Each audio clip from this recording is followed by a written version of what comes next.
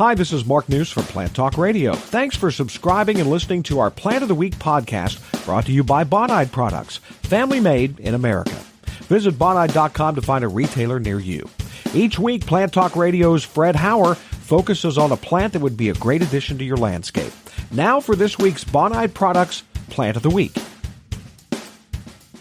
For those of you who have problems finding things for shady areas, the plants this week are actually a shrub called Kyria. I've mentioned it before, rather a common-looking green plant, but it's a good, vivid mid-green. Stems are even green, and right now it's full of flower. Last year it flowered all the way from spring to fall, and that's fantastic. There's a plant called Deutzia. Well, first of all, the Kyria is going to be in that 5 to 7 or 8 foot group of plants as a good understory plant. Same with one called Deutzia, Deutzia, in case I can't pronounce it right.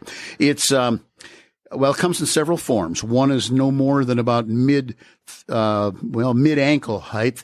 The other about the 3 to 4 or 5 foot area, and then one that's bigger. Snow white flowers, again, really good in the shade. A little bitty ground cover, I've mentioned before. Sweet woodruff. It is just finishing its bloom, stands about 4 or 5 inches tall, and it is a sweet fragrance in the evening. But then the main plant of the week this week is bleeding heart. Now, the regular bleeding hearts, if I put it that way, the old-fashioned types, as I call them, are they're finished blooming. They're going to be soon abandoning the above ground life. So be sure you put a stake in where they are. But there's a small one called, and it's technically called Dicentra, and it's the variety, genus and species is Dicentra formosa, and it's called a fern leaf bleeding heart, luxuriant by name, and it's truly well named.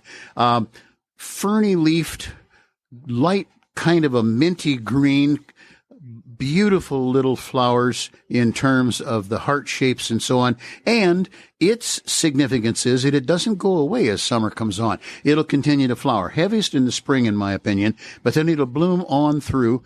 I have recently planted one in a spot that, it might get an hour of sun in the mid-morning, and then passes on into shade, doing fairly well. It didn't getting just started, and the ones that I have planted in the past are, doing just super well right now, up and doing their thing. So, bleeding heart in its several, entities is Dicentra formosa, variety luxuriant, and I'm sure you'll be pleased with it in shady spots. Okay, you talk about the bleeding heart and the sweet woodruff and the Deutzia.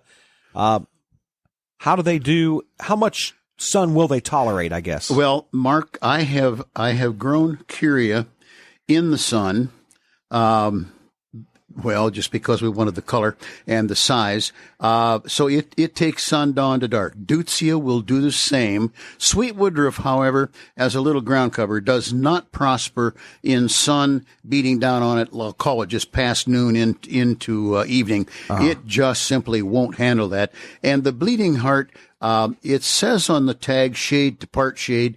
I'm going to suggest that, like I said, the one I just planted is going to get an hour of sun. The two that I have otherwise, high ambient light is about all they ever get. So I would not put them in an afternoon sun for sure.